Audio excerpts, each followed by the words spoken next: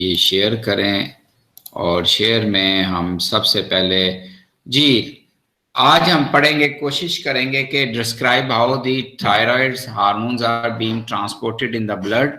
ये सिर्फ मैं एक दो लाइनों में बताऊंगा, बाकी आप खुद पढ़ लीजिएगा, कोई इतना ज्यादा हम इसको इम्पोर्टेंस नहीं देंगे इसमें। फिर functions of the thyroid hormones पढ़ेंगे नंबर 4 पे जो है। फिर हम पढ़ेंगे कि कैसे रेगुलेशन होती है, वही हाइपोथैलेमिक हाइपोफिजियल थायराइड एक्सिस पढ़ेंगे हम। और आखिर में पढ़ेंगे हम कि अगर डिजीजेज आ जाएं, ज्यादा हो जाए या कम हो जाए तो फिर क्या होता है, और आपके जहन में क्या होगा इसका कि इस ऐसी डिजीजेस को हम कैसे मैनेज करने की कोशिश करेंगे। तो ये आज के हमारे लर्निंग आउटकम्स हैं। मैं किताब भी थोड़ी सी खोल लूँ कि जहाँ पे मुझे ज़रूरत पड़ेगी मैं आपसे किताब अपनी बुक से रहनुमाई ले लूँगा अपने लिए। तो सबसे पहले हम पढ़ते हैं थायराइड हार्मोन्स की ट्रांसपोर्टेशन। अच्छा, थायराइड हार्मोन्स हमें इतना पता चल गया कि बन गए हैं। ये बन के जब ब्लड में आएंगे तो इसके साथ सिर्फ ये 2 अमाइनो एसिड्स के डेरिवेटिव्स हैं, यानी टायरोसिन के अमाइनो एसिड्स के डेरिवेटिव्स हैं। सिर्फ 2 अमाइनो एसिड्स, आप एक जनरल समझने के लिए कर लें 2 अमाइनो एसिड्स हैं इनके साथ, लेकिन दे आर वाटर इनसॉल्युबल। और अगर कैटाकोलामाइन या एड्रेनालिन देखें तो वो एक टायरोसिन के डेरिवेटिव्स हैं और वो वाटर सॉल्युबल है। तो जब ये वाटर सॉल्युबल नहीं है थायराइड हार्मोन्स और लिपिड सॉल्युबल है तो फिर जरूर इनको मोटिवेट या इनको कैरी करने के लिए कोई कैरियर प्रोटीन्स होंगी जो वहां से लेके जाएंगी थायराइड हार्मोन से और इनको टारगेट ऑर्गन्स की तरफ लेके चले जाएंगे। और आपको ये भी पता है कि अगर टारगेट ऑर्गन्स की तरफ लेके जा रहे हैं थायराइड हार्मोन्स को, T3 को, T4 को, और लिपिड सॉल्युबल है, वाटर इनसॉल्युबल है, तो फिर इनके रिसेप्टर सेल मेम्ब्रेन पे नहीं होंगे। तो इनका काम उसी तरह ही होगा जिस तरह स्टीरॉयड हार्मोन्स एक्शन करते हैं, यानी इनके रिसेप्टर्स फिर या साइटोप्लाज्म में हो सकते हैं या न्यूक्लियर प्लाज्म में हो सकते हैं। ये है इनकी बाइंडिंग प्रोटीन्स जो मैंने बताई है, ये लिखी हुई है, आप सिर्फ इसमें देख लीजिएगा कि थायराइड बाइंडिंग ग्लोबुलिन इसको मूव कराती है मोस्टली 90%, लेकिन इसके अलावा भी जो है थायरो बाइंडिंग प्री एल्ब्यूमिन भी इनको लेके चलती है from the anterior thyroid gland से लेकर इनको टारगेट ऑर्गन तक। और फ्री फॉर्म में आपके पास थायराइड बहुत कम होता है, बहुत ही कम होता है। और हमें ये पता है कि जो फ्री फॉर्म में होता है तो यही थायराइड यही एक्शन कॉज करता है। अच्छा, अब हमारा मसला ये आ गया कि अब सीक्वेंस वाइज अगर आप देखें कि सबसे पहले आपने देखा थायराइड हार्मोन्स बनते कहते हैं, फिर आपने देखा इनकी ट्रांसपोर्टेशन कैसे होती है।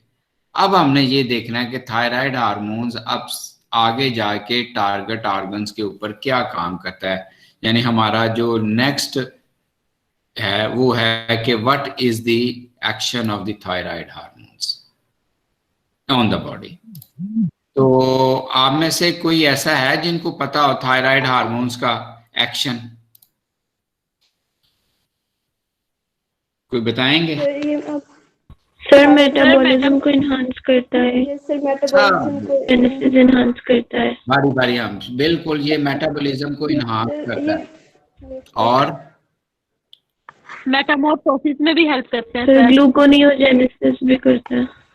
बिल्कुल, यानी जब मेटाबॉलिज्म की मेरा बात करेंगे बेसल मेटाबॉलिज्म की, तो बेसल मेटाबॉलिज्म सारा इनहांस कर देंगे। ये अगर आप डायग्राम देखें तो आपको नजर आ रहा है कि जो जो मैं थायराइड हार्मोन की कंसंट्रेशन एक्स एक्सिस पे ज्यादा करते चले जा रहे हैं, हमारा BMR बढ़ता चला जा रहा है, बढ़ता चला जा रहा है।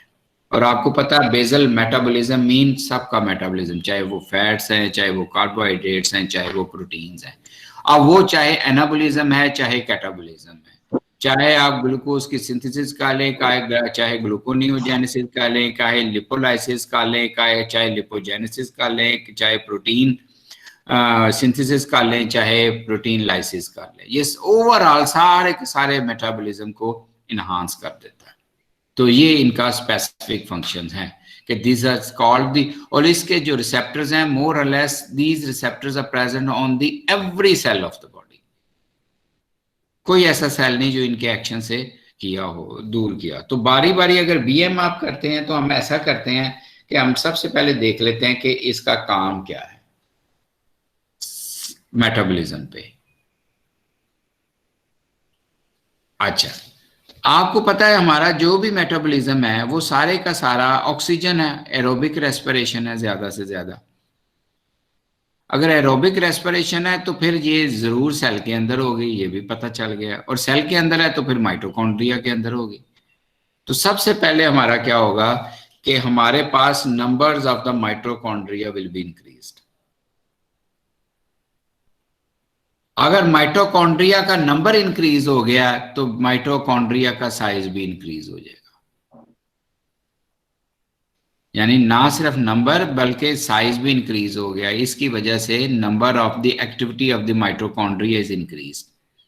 और आपको पता माइटोकॉन्ड्रिया जो है वो एनर्जी प्रोड्यूस करता है, तो production of energy is also very become higher one. और जब एनर्जी यूज कर रहा है तो आपको पता है सबसे ज्यादा जो एनर्जी यूटिलाइजेशन है वो भी ज्यादा हो जाएगी। अगर एनर्जी प्रोडक्शन ज्यादा है तो एनर्जी यूटिलाइजेशन भी ज्यादा हो जाएगी। और एनर्जी यूटिलाइजेशन जो सबसे ज्यादा कर रहा है वो आपका सोडियम पोटासियम एटीपीएस पंप कर रहा है। इसका मतलब है सोडियम पोटासियम पंप की भी एक्टिविटी बढ़ जाएगी। जब उसकी एक्टिविटी बढ़ जाएगी तो एटीपी की कंजम्पशन भी बढ़ जाएगी। जब एटीपी की कंजम्पशन बढ़ जाएगी तो आपको पता है एटीपी की कंजम्पशन बढ़ी तो मेटाबॉलिज्म बढ़ा, तो जब मेटाबॉलिज्म बढ़ा तो हीट प्रोडक्शन ज्यादा होगी। इसलिए बीएमआर जो थायराइड हार्मोन्स है वो हमारे बेसल मेटाबॉलिज्म को ना सिर्फ इंक्रीज करेंगे बल्कि increase the production of heat. अच्छा, ये बड़ा इंटरेस्टिंग है कि ये थायराइड हार्मोन्स ग्रोथ हार्मोन्स और दूसरे हार्मोन्स के साथ मिलकर overall general growth of the body करते हैं। वो चाहे सॉफ्ट टिश्यू की हो, ये कल भी हम पढ़ रहे थे कि ग्रोथ हार्मोन अकेले काम नहीं कर सकता जब तक कि उसके पास न्यूट्रिएंट्स और थायराइड हार्मोन्स ना हो। अब हम जरा उल्ट कह देंगे कि थायराइड हार्मोन उस वक्त तक काम नहीं कर सकते जब तक कि ग्रोथ हार्मोन ना हो या स्मेटोमीडियंस ना हो, क्योंकि ग्रोथ हार्मोन ने भी उस वक्त काम करना है जब स्मेटोमीडियंस होंगे। तो ये जनरल सी ग्रोथ मेटाबॉलिज्म को भी इंक्रीज करता है। अब सारे के सारे कार्बोहाइड्रेट्स मेटाबॉलिज्म को इंक्रीज करेगा क्या?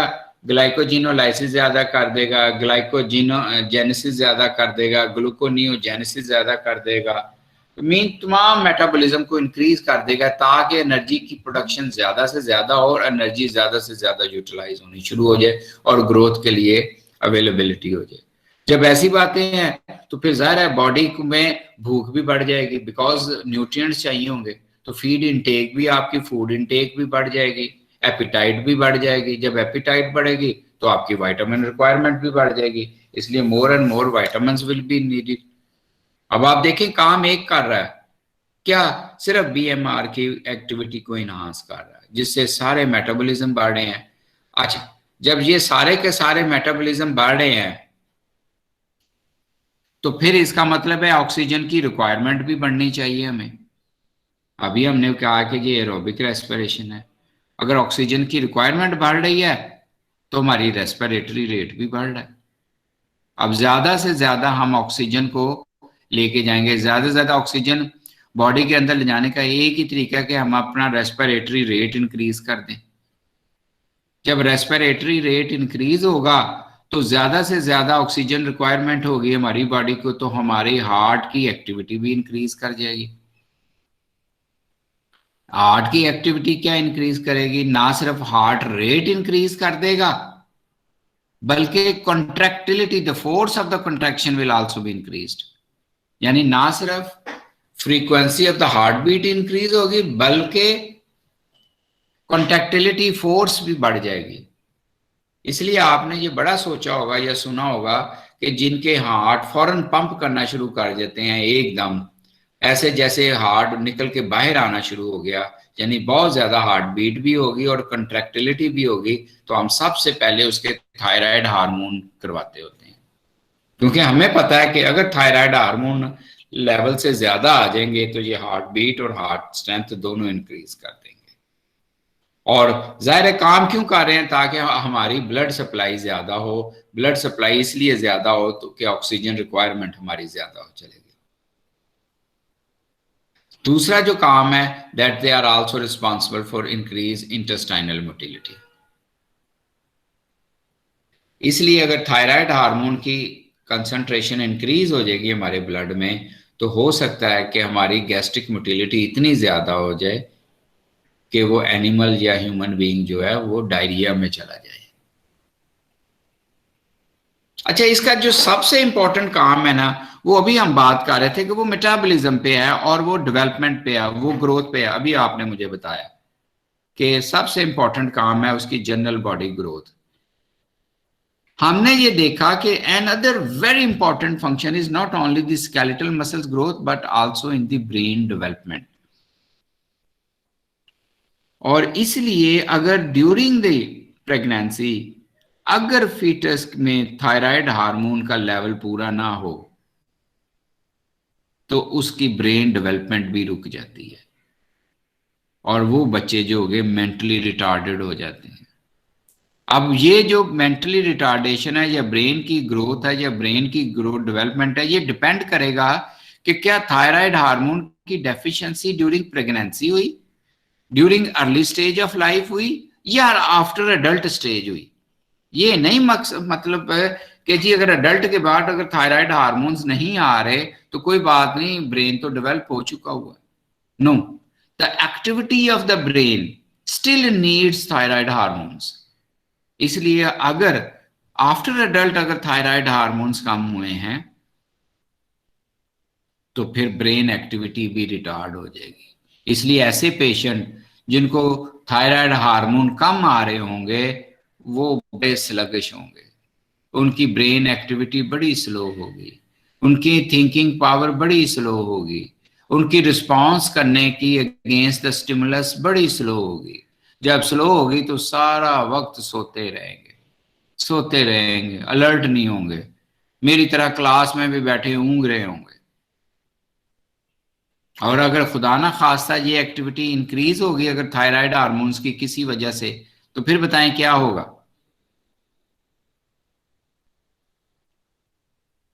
फिर हाइपर एक्टिविटी होगी। हाइपर एक्टिविटी और एक्सट्रीम ग्रोथ। हाँ, एक्सट्रीम ग्रोथ होगी, हाइपर एक्टिविटी होगी, हर वक्त सोच रहा होगा, हर वक्त सिनेप्टिक ट्रांसमिशन चल रही होगी, नींद आ नहीं रही होगी, रात को भी वो फेसबुक पे ही बैठा होगा हर वक्त। और उसके साथ जो इंटरेस्टिंग उसमें चीज आ रही होगी, क्योंकि स्केलेटल मसल्स की है तो उसको ट्रेमर्स आना शुरू हो जाएंगे, हाथ कांपना शुरू हो जाएगा, ट्रेमर्स होना शुरू हो जाएंगे उस पर, because of the increase activity of the central nervous system, autonomic nervous system, somatic nervous system, even skeletal muscles की। और अगर कहीं ये ड्यूरिंग बर्थ हो जाए तो फिर हमारी synaptic transmission, synaptic genesis, brain development वो सारी की सारी रुक जाएगी और वो जो बच्चा पैदा होगा वो ब्रेन रिटार्डेड होगा या हो सकता है। एक और जो चीज हमने ये देखी, जिनके थायराइड हार्मोन कम हो जाते हैं, क्योंकि ये स्किन को भी बहुत ज्यादा कंट्रोल करता है, ग्रोथ को, डिफरेंशिएशन को और हेयर्स की डेवलपमेंट को, तो वो उनकी हेयर स्किन जो ड्राई होना शुरू हो जाती है, स्किन इन्फेक्शन आना शुरू हो जाती है। इतने सारे इसके इनके फंक्शंस हैं। अच्छा, ये बेटे आपको पता चलता जा रहा है ना, ये मैं लिखता जा रहा हूं। Yes sir. अच्छा, अब इसका एक और जो अभी हमने कार्बोहाइड्रेट्स का तो मेटाबॉलिज्म बता दिया, प्रोटीन्स के मेटाबॉलिज्म में इसका बेटे ये हाल है, चूंकि मेटाबॉलिज्म इंक्रीज करना है और आपको पता है मेटाबॉलिज्म इंक्रीज करने के लिए एंजाइम चाहिए और enzymes are protein in nature, तो ये एंजाइम्स बनाने भी शुरू कर देता है जो कि मेटाबॉलिज्म के काम करते हैं, यानी ये एनाबॉलिज्म भी कर रहा है। लेकिन इसके साथ साथ अभी हमने बात की ये प्रोटियोलाइसिस भी कर रहा है, यानी कैटाबॉलिज्म भी कर रहा है। हमने ये देखा कि कैटाबॉलिज्म का जो है overall it is more catabolic than the anabolic hormone.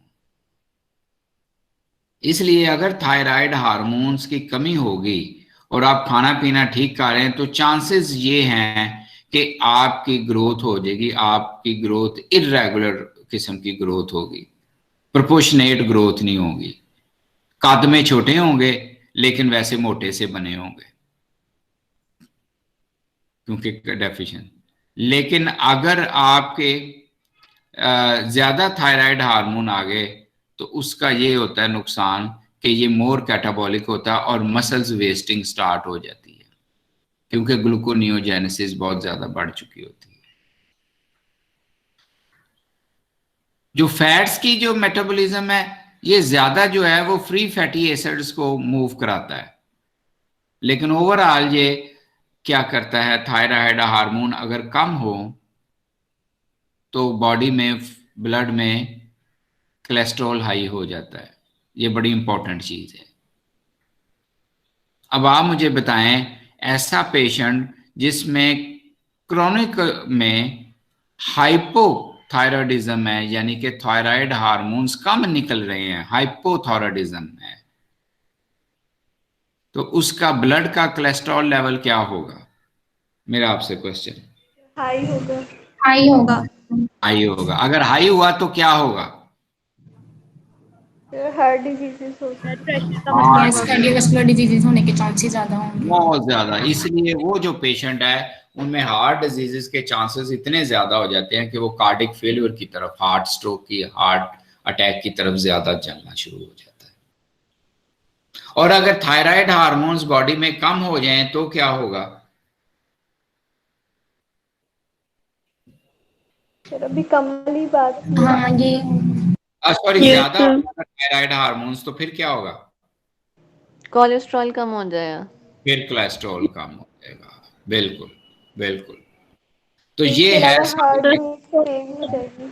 हाँ, तो बेटे अब आपको समझ लगी कि थायराइड हार्मोन्स के फंक्शन क्या क्या हैं। दोबारा से मैं रिपीट करना चाहूंगा ताकि ये बड़ा इंपॉर्टेंट है रिपीट करना। हाँ जी, नंबर वन। Yes, sir. जी बेटे,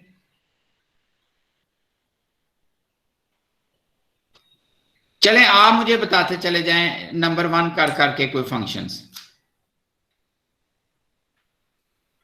सर नंबर 1 तो मतलब हमारा मेटाबॉलिक रेट जो है ना बहुत ज्यादा इंक्रीज होगा। अच्छा, फिर मैं ना आपसे ही पूछूंगा, आप नंबर वन कर करके बताते जाएंगे और फिर मैं पूछूंगा कि अगर थायराइड हार्मोन ज्यादा हो जाए तो क्या होगा, थायराइड हार्मोन कम हो जाए तो क्या होगा। ठीक है?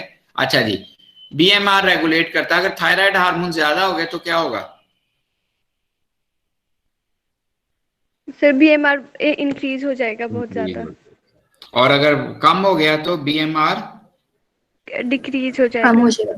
चलें, ये नंबर वन फंक्शन हो गया। दूसरा कौन सा फंक्शन है तो बताए? सर इससे रेस्पिरेटरी हमारा रेट इंक्रीज होगा अगर इट ज्यादा हो रेगुलेट जाए दी, तो। हाँ, it regulate the respiratory rate if the और thyroid hormones are more than, normal. नहीं, अगर थायराइड हार्मोन ज्यादा आ गए बॉडी में एबनॉर्मली यस सर। तो फिर क्या होगा रेस्पिरेशन पे? सर इंक्रीज हो जाएगा, Increase होगी. रेस्पिरेट। सांस ज्यादा चढ़ना शुरू हो जाएगा। Yes sir. ठीक है ना? और डिस्निया होने के चांसेस ज्यादा हो जाएंगे। और अगर थायराइड हार्मोन कम है तो रेस्पिरेटरी रेट कम हो जाएगा। कम हो जाए। ये दो हो गए। तीसरा फंक्शन जी, हार्ट पे क्या होगा? फिर हार्ट बीट इंक्रीज हो जाएगी और रेट भी उसका इंक्रीज होगा और उसकी कंट्रैक्टिबिलिटी फोर्स भी इंक्रीज होगी। वो शाबाश, लो सारा कुछ तो आपको आ गया। तो इसका मतलब अगर हाइपरथायराइडिज्म है तो फिर हार्ट रेट बहुत ज्यादा इंक्रीज हो जाएगा। Increase होगा.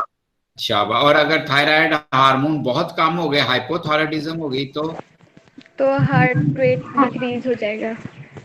बिल्कुल डाउन हो जाएगा हार्ट रेट की भी। हार्ट को, इसको क्या, इंक्रीज को कहते हैं टैकीकार्डिया और डिक्रीज को क्या कहते हैं, हार्ट रेट को ब्रेडिकार्डिया। Bryocardia. Bradycardia. ठीक है जी। अच्छा जी, ये सर तीन अगर बहुत ज्यादा इंक्रीज हो जाए, अगर थायराइड हार्मोन ज्यादा हो जाए और कार्डियक रेट इंक्रीज हो जाए तो इससे भी हार्ट फेलियर हो सकता है। बिल्कुल हो सकता है। एरिथमिया से बाज का इतना ज्यादा हो जाता है कि हार्ट रेट डेथ हो सकती है। ओके ठीक है जी। चौथा कौन बताएगा? सर गैस्ट्रोइंटेस्टाइनल इंक्रीज हो जाएगी। हाँ जी, हाँ, अगर ज्यादा हो जाए तो डायरिया हो ज्यादा हो जाएगा, जाए कम हो जाए तो कॉन्स्टिपेशन हो जाएगी। कॉन्स्टिपेशन के चांसेस। और जी नेक्स्ट, ब्रेन पे क्या इफेक्ट है? तो ब्रेन डेवलपमेंट में हेल्प करता है। हाँ, और सारी की सारी ग्रोथ ब्रेन की अगर कम, अगर इसके 3 स्टेजेस आ गई है ना, फिर अगर पेरीनेटल में होगी तो सारी की सारी ब्रेन की डेवलपमेंट नहीं होगी, और अगर अर्ली लाइफ में होगी तो फिर भी ब्रेन चूंकि के डेवलप हो रहा होता है, ग्रोथ हो रही होती है, सनेप्टोजेनेसिस हो रही होती है, माइलिन शीट की प्रोडक्शन हो रही होती है, तो वो बंद हो जाएगी, तो इसलिए मेंटल डिसऑर्डर और मेंटली डिस्टॉर्टेड ग्रोथ होगी। और अगर एडल्ट के बाद होगी तो क्या होगा? एक्टिविटी ऑफ द ब्रेन कम हो ज्यादा हो जाएगी। जाएगी। रिटार्ड, हाँ, यस। अगर कम होगी तो क्या क्या साइन सिम्टम्स आएंगे? वो बहुत सारे inability to think, making decision, और सोया सोया रहेगा। सोया सोया रहेगा, बिल्कुल, स्लीपीनेस। एक्टिविटी नहीं रहेगी, सोया सोया रहेगा, ठीक है, नींद में ही रहेगा हर वक्त, ठीक है। और अगर ज्यादा हो गई तो उसकी नींद उड़ जाएगी। नींद उड़ जाएगी, फेसबुक पे ज्यादा बैठा रहा करेगा, और ठीक है, अग्रेसिव भी और होगा। ट्रेमर्स भी हो जाएंगे। हाँ, और मसल स्ट्रेमर भी होंगे, अग्रेसिव भी हो जाएगा वो थोड़ा सा, ठीक है जी। लो यस भाई, सर। हाँ, तो फिर आपको सारा कुछ आ गया। तो अब आप दोबारा अगर देखें तो उस पे चलें, अगर ये, तो आप मुझे ये बताएं, आपको नंबर 4 आ गया? Yes sir. Yes sir. ठीक है, अब हम पढ़ते हैं नंबर 5 के रेगुलेशन कैसे होती है, ठीक है सर, जी। हमने सुना है ना कि कुछ लोग मतलब ज्यादा खाते हैं और इतने मोटे नहीं होते, और कुछ कम खाते हैं जल्दी मोटे हो जाते हैं। उसमें हमने सुना कि मेटाबॉलिक रेट जो है ना, किसी हाँ का जी, इंक्रीज होता है, किसी का कम। तो उसमें ये कह सकते हैं कि थायराइड हार्मोन्स उनके इसमें हाँ, फर्क होगा या सही नहीं चेक बन रहे कराएं, होंगे? बिल्कुल चेक कराएं। और वो जो बंदा कहता है ना मैं खाता रहता हूँ, लग नहीं रहा हो, क्योंकि उसमें कैटाबॉलिज्म इंक्रीज हुआ होता है, और कैटाबॉलिज्म से आपको पता है प्रोटीन मस्कुलर लॉस हो रहा होता है। इस वजह से ऐसे पेशेंट जिनमें हाइपर ज्यादा यानी थायराइडिज्म होता है वो लीन रहते हैं, पतले सूखे रहते हैं, और जिनमें हाइपोथायराइडिज्म होता है वो जरा मोटे मोटे से नजर आते हैं, और लेकिन छोटे कद के नजर आते हैं। ओके। चलिए अब हम रेगुलेशन पढ़ते हैं। रेगुलेशन आपने ऑलरेडी पढ़ी हुई है, सिर्फ हम इसको थोड़ा सा वो कराने लगे हैं, ठीक है। इसके बाद हम कोई एक फिल्म देखेंगे, फिर हम बात करेंगे, ठीक है ना। 1 मिनट होल्ड करेंगे मेरा बेटा जरा। अस्सलाम वालेकुम। Yes sir. क्या हाल है? ठीक है, मैं क्लास पढ़ा, मैं 10 मिनट तक कर लूँ आपको? शुक्र, 2:43 पे करता हूँ, थैंक यू। अच्छा जी, आपको पता ही है, ये अगर डायग्राम आपको आ गई है ना मेरा बेटा, तो नेक्स्ट जो हमने टॉपिक अभी पढ़ना है ना, तो आपने आंखें बंद करके मुझे बता देना।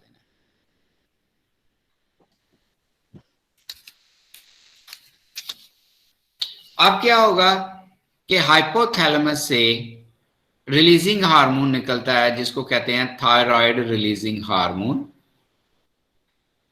ये थायराइड रिलीजिंग हार्मोन जो है TRH, ये हाइपोथैलेमिक हाइपोफिजियल पोर्टल सिस्टम से निकलता है और सीधा जाके एंटीरियर पिट्यूटरी ग्लैंड के थायराइड प्रोड्यूसिंग या थायरोट्रॉप सेल पे एक्ट करता है, और थायरोट्रॉप्स को कहता है कि थायराइड स्टिमुलेटिंग हार्मोन बनाया जाए। यहां तक समझ लगी? Yes sir. यस अब sir. Thyroid stimulating hormone blood के अंदर आ जाता है, और जो ही ब्लड के अंदर आया वो सीधा थायराइड ग्लैंड्स को कहा जाके कि भाई थायराइड ग्लैंड साहेब फौरन T3 एंड T4 बनाना शुरू करो। इसका मतलब ये हुआ कि थायराइड ग्लैंड्स की एक्टिविटी डिपेंड करती है TSH थायराइड स्टिमुलेटिंग हार्मोन के ऊपर, और थायराइड स्टिमुलेटिंग हार्मोन की एक्टिविटी डिपेंड करती है थायराइड रिलीजिंग हार्मोन के ऊपर। अगर इसका मतलब थायराइड रिलीजिंग हार्मोन जो है, जो कि हाइपोथैलेमस से निकल रहा है, अगर वो नहीं निकलेगा तो anterior pituitary thyroid stimulating hormone नहीं बनाएगा, और अगर थायराइड स्टिमुलेटिंग हार्मोन नहीं बनाएगा तो फिर थायराइड ग्लैंड T3 T4 नहीं बनाएंगे।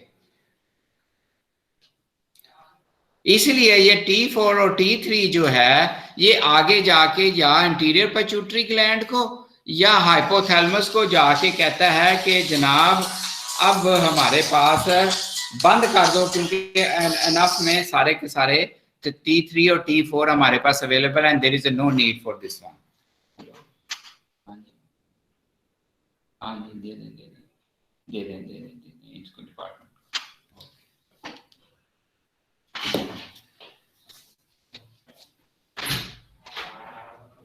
इनसे बेटे पार्सल ले लो, बेटे इनसे पार्सल ले लो, वो बाहर आ रहा है। हाँ पार्सल ले लो इनसे। कितने पैसे हैं बेटे?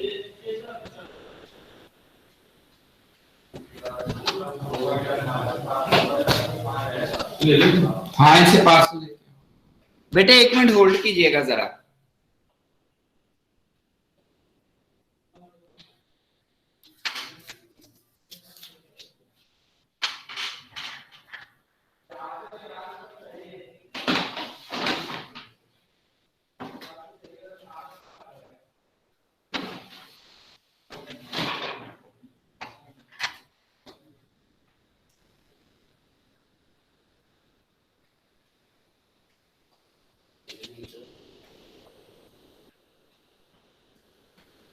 दरवाजा बंद कर देना। जी बेटे आपको ये समझ लगी? Yes sir. Yes sir.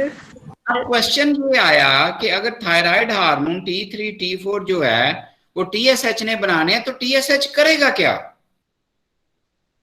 अगर TSH क्या करेगा तो लुक इनटू दिस वन। ये थायराइड हार्मोन की सिंथेसिस को अगर देखें तो थायराइड हार्मोन की सिंथेसिस का ये प्रोसेस है, ये 1 से लेकर कितने तक 7 तक, तो ये सारे प्रोसेस को स्टिमुलेट कर देगा। क्या मतलब?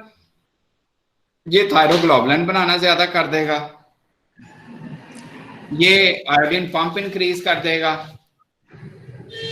ये क्या करेगा पेरोक्सीडेसिस एंजाइम इंक्रीज कर देगा, ये ऑक्सीडेशन इंक्रीज कर देगा, ये ऑर्गेनिफिकेशन इंक्रीज कर देगा, ये कपलिंग इंक्रीज कर देगी, या एंडोसाइटोसिस इंक्रीज कर देगा, डीहाइड्रोनेज इंक्रीज कर देगा।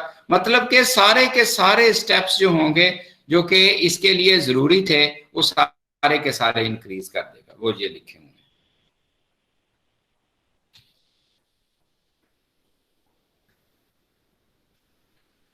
समझ लगी आपको? Yes sir. Yes sir. अच्छा अगर ये इंक्रीज कर देगा तो फिर एक मूवी देखते हैं, फिर आपको एक थोड़ा सा समय लगेगी और उसके बाद हम ये अगला करेंगे। ठीक है जी, एक मूवी देखें जरा। Yes sir.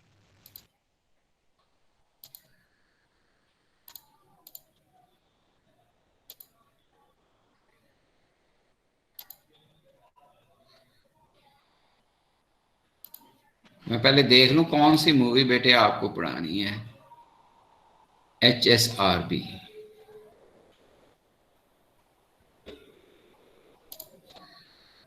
Tab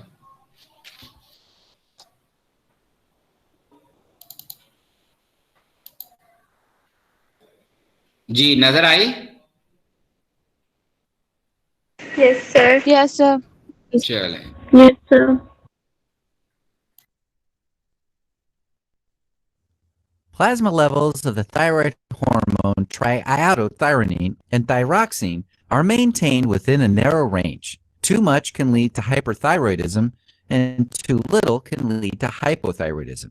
So, how are plasma levels of T3 and T4 kept within a narrow range? Plasma levels of T3 and T4 are maintained by the thyroid stimulating hormone, or TSH. TSH is a glycoprotein with an alpha and beta chain. The alpha chain is identical to other glycoproteins like luteinizing hormone and follicle stimulating hormone. However, the beta chain has a unique structure that provides binding specificity to the TSH receptor. Also, you need to know that TSH is glycosylated, which means that it is bound to sugar residues like glucose. These sugar residues are thought to regulate receptor binding, activity, and clearance of TSH. Now, TSH controls the synthesis and release of T3 and T4 by regulating most aspects of thyroid hormone production and release. It starts when TSH binds the TSH receptor, which is a member of the G protein coupled receptor family. Binding of TSH to its receptor activates the G-alpha protein, which then activates adenylate cyclase. This leads to the production of cyclic AMP. It is the increase in cyclic AMP that promotes the following. First, it increases iodide uptake by the sodium iodide symporter. Second, it increases iodination of thyroglobulins. Third, it increases the conjugation of thyroglobulins. Fourth, it increases endocytosis of iodinated thyroglobulins. Fifth, it increases proteolysis of iodinated thyroglobulins. And sixth, it increases secretion of T3 and T4. It also promotes increased proliferation of follicular cells, which helps increase T3 and T4 production even further. This is called hyperplasia. So how is plasma TSH regulated? Well, TSH synthesis and release are positively regulated by thyrotropin-releasing hormone, or TRH, and negatively regulated by T3. To start with, TSH is synthesized and released from specialized cells called thyrotropes, which are located in the anterior pituitary. This process begins when the thyrotropin-releasing hormone, or TRH, binds the TRH receptor, which belongs to the G protein-coupled receptor family. Binding of TRH to the TRH receptor activates the enzyme phospholipase C, or just PLC, which then leads to the formation of diacylglycerol, or DAG, and inositol triphosphate, or IP3 for short. DAG activates protein kinase C, which leads to the phosphorylation of downstream proteins and enzymes. These proteins and enzymes in turn stimulate the synthesis of new TSH, while IP3 promotes the release. जी बेटे, समय लगी है आपको? Yes sir. चलें, अब हम ऐसा करते हैं कि एक सेकेंड, अब आपने जो प्रेजेंटिंग स्टॉप और दोबारा से अगर आप देखें तो ये सारे के सारे काम को इंक्रीज कर। अब आप मुझे ये बताएं, ये जो स्लाइड्स आपको नजर आ रही है या रेगुलेशन नजर आ रही है, इस बेस पे आप हमने एक दो कंडीशंस पढ़नी है। एक को कहेंगे हाइपरथायरॉयडिज्म और एक को कहेंगे हाइपोथायरॉयडिज्म। हाइपर का मतलब है कि increase concentration of T3 and T4 hormones. मैं अभी ये जरा बड़ा कर दूं ताकि आपको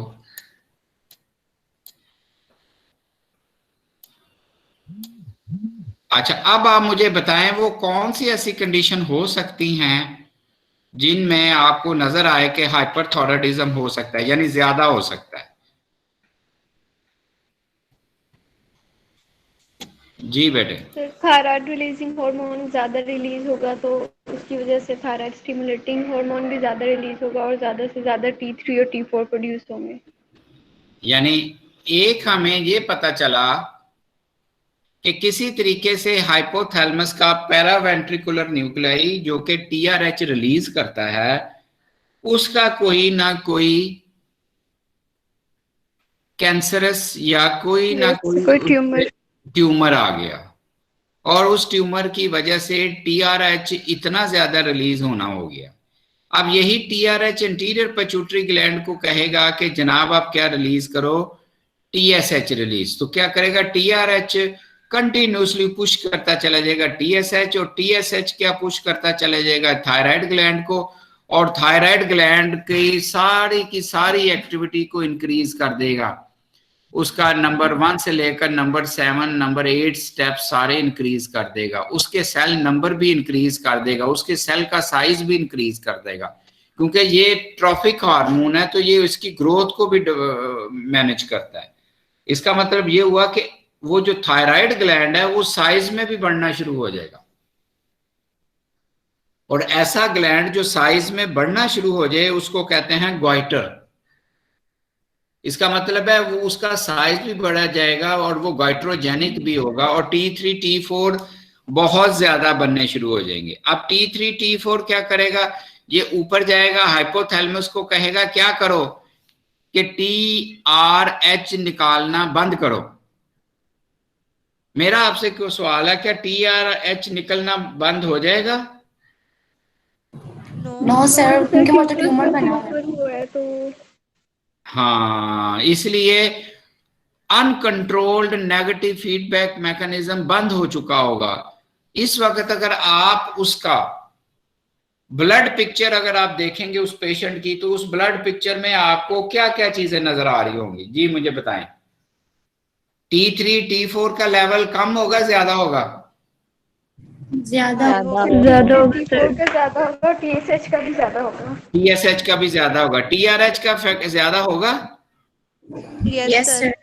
TRH भी ज्यादा होगा। और उसका थायराइड ग्लैंड नेक के ऊपर फूला फूला नजर आ रहा होगा। उसका कोलेस्ट्रॉल क्या होगा? लो होगा। लो कम होगा। उसका कोलेस्ट्रॉल जो होगा वो लो होगा।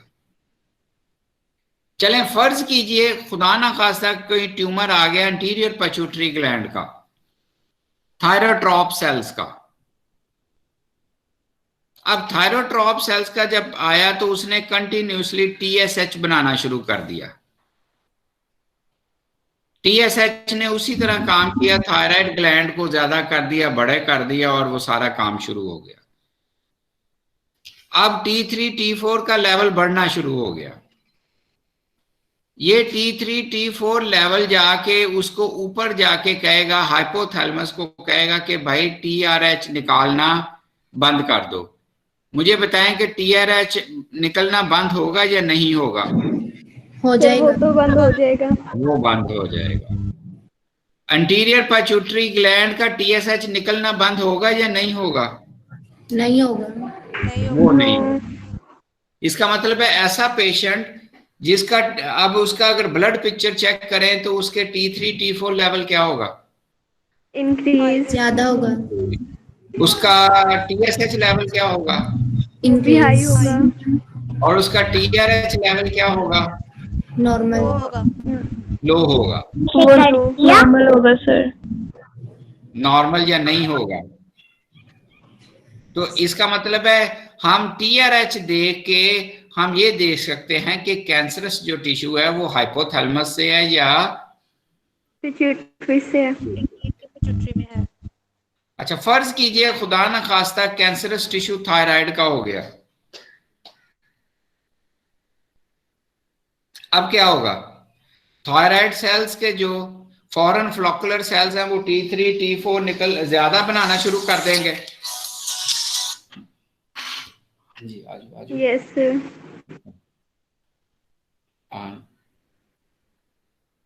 आजो आजो आजो आजो चले। हाँ ओके अल्लाह हाफिज।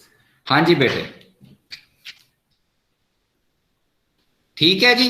T3 T4 निकलना ज्यादा, ये T3 T4 ने जाके हाइपोथैलेमस को क्या कहा कि TRH निकालना बंद कर दो। TRH निकलना बंद होगा या नहीं? हो जाएगा। हो जाएगा सर। फिर हो जाएगा। जब TRH नहीं निकलेगा तो TSH पे क्या इफेक्ट होगा? वो भी नहीं फिर वो निकलेगा। भी नहीं निकलेगा। वो भी। इसका मतलब उसका अगर ब्लड पिक्चर देखें तो उसमें T3 ज्यादा, T4 ज्यादा और TSH एंड TRH जीरो या कम। तो हमें इससे नजर आ गया कि ये जो हाइपरथायराइडिज्म है ये थायराइड ग्लैंड्स की वजह से हो रहा है। ठीक है। Yes sir.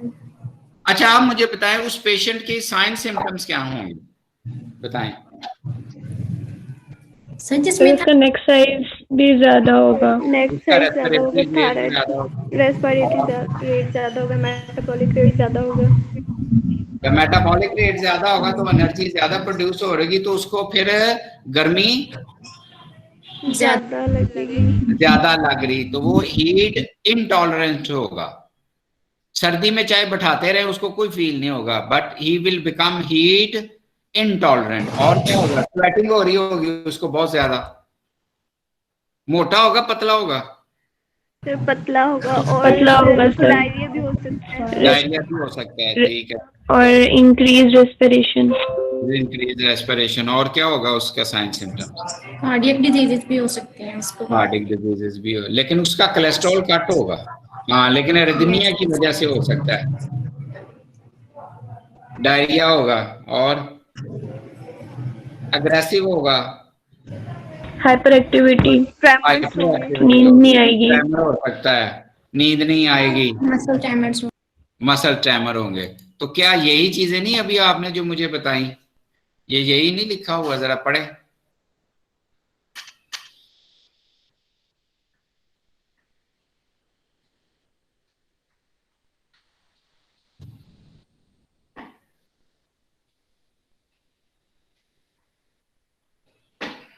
क्यों जी? Yes sir. तो ये आपने फिर पढ़ लिया फिर सारा, और क्या चाहिए हमें? सारा कुछ आपने पढ़ लिया। अब दूसरी किस्म की एक डिजीज पढ़ें जिसको कहते हैं हाइपोथायराइडिज्म। Yes sir. हाइपो का मतलब है कम रिलीज होगा। Decrease level of less T3 and T4। हाँ, अब मुझे बताएं कौन कौन सी ऐसी कंडीशन है जिसमें हाइपोथायराइडिज्म हो जाए। नंबर 1 ऊपर से देखें।